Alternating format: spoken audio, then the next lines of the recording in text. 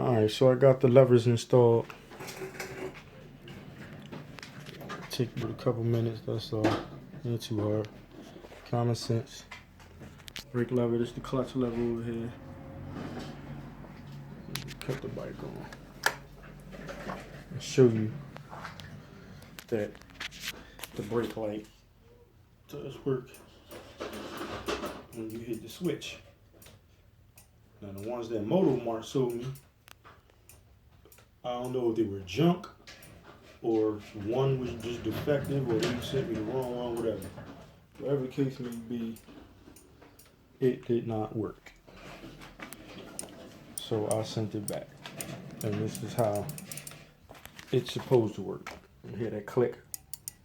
That's the brake switch. Thank you, Lucky Bike. Now I know they cheap eBay levers, so we have to see how long they hold up. And I'll keep you guys posted on that.